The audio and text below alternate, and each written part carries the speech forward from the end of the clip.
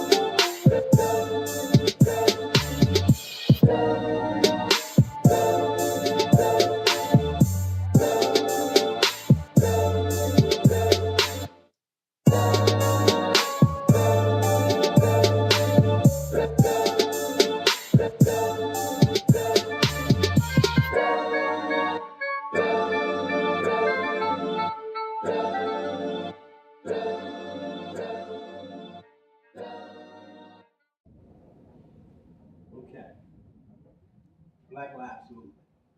Okay. And as far as the growth of it, as of right now, the main focus seems to be the main focus as far as Black Lives Matter is the police abuse.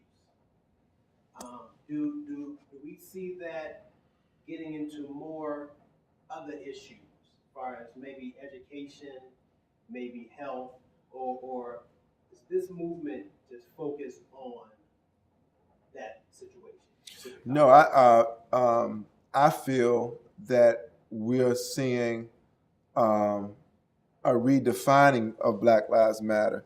I think that it started as a response to the injustice, because we got to remember, Black Lives Matter didn't start off of police misconduct. It started off George Zimmerman not being arrested, you know, because he had the support of the police. Okay, it was Black Lives Matter is about the supporting justice in terms of the loss of black life, and a lot of distractors will say, for the sake of redundancy, I have to address that. They will say, "Oh, well, what about black on black crime and da da da?" Well, when there's black on black crime, in most instances, if they know who the killer is, the killer goes to jail. We're expecting that to happen in all cases, but it depends on who the killer is. Now, if the killer is not black, then they get a pass, whether it's George Zimmerman or whether it's Mr. White Cop.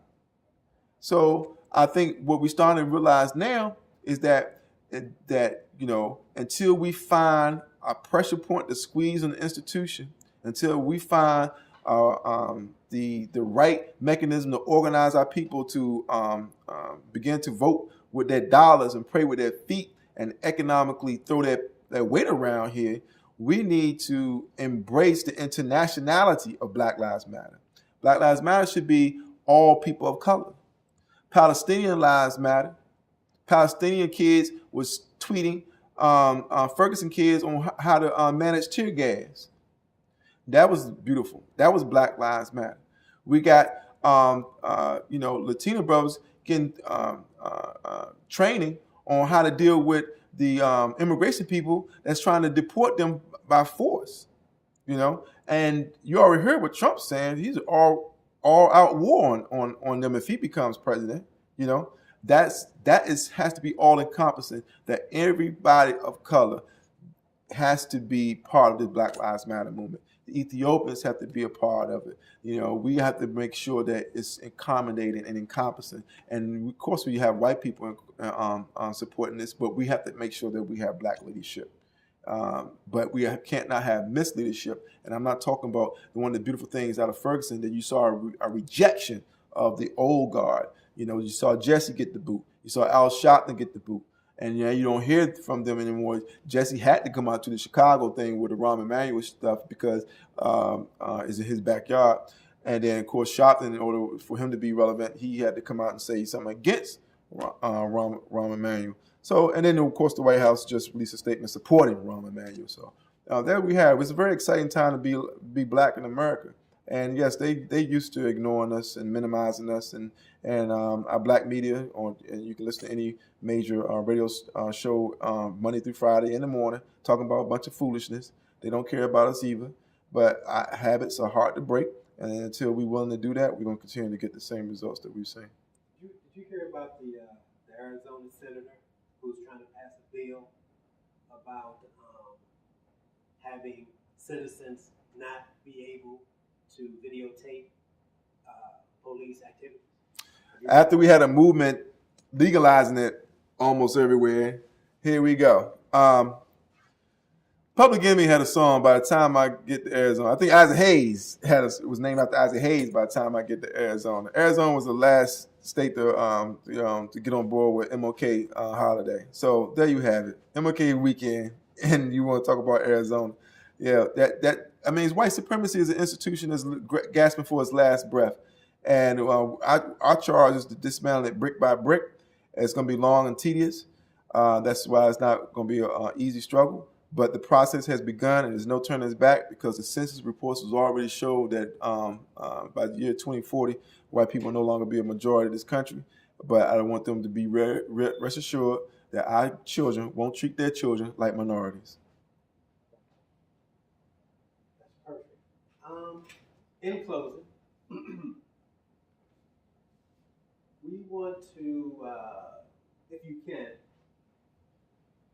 tell us how you feel or what you see the future of this movement being in the end. Because, all the time we hear a bunch of talk and more talk and more talk.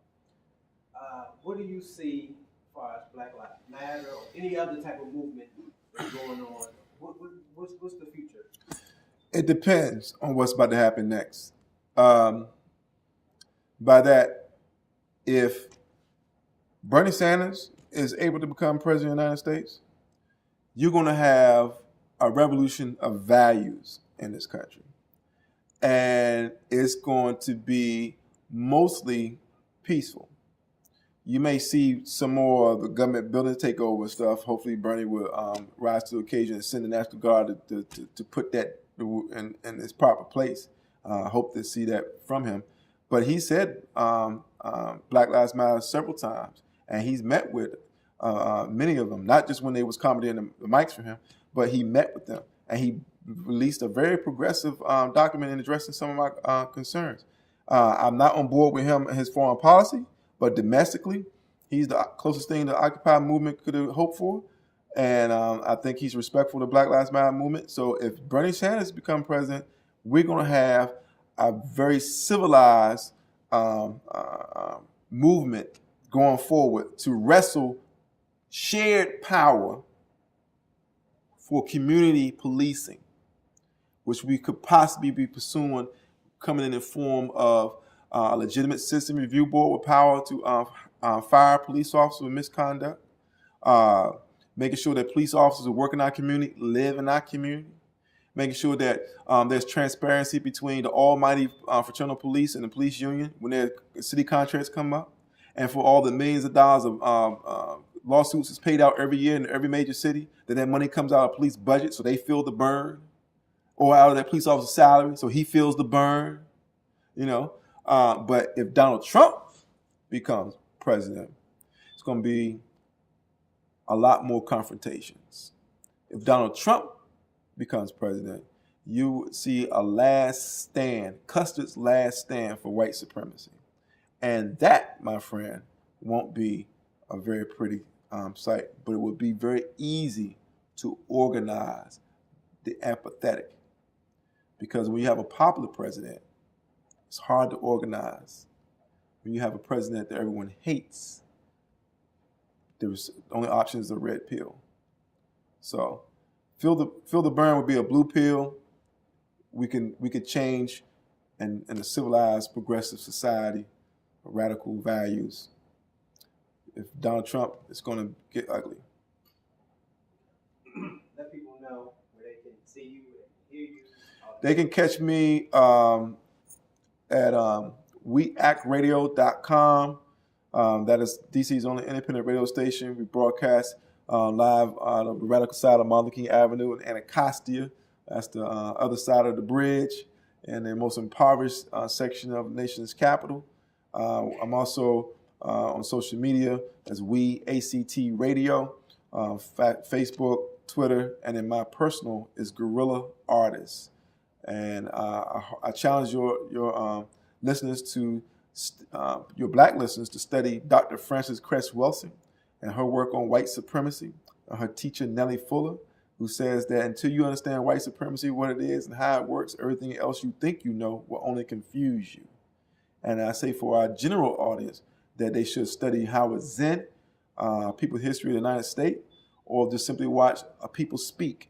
And then they will get an accurate accounting of history in America, because this is not the land of liberty. It's not a land of justice. And it has never been for poor people and people of color. And we got to come to terms with that. And I think that with the advent of Obama and his failed presidency of change and hope, if he had fought for the Trans-Pacific, if he had fought for Black Lives Matter like he fought for the Trans-Pacific Partnership, then we'd be farther along. Maybe we had put a leash on killer cops by now. So I urge everybody to follow us on social media, converse with us on social media, and be a part of the revolutions in our lifetime. And as we said, we're at Radio, do something. All right.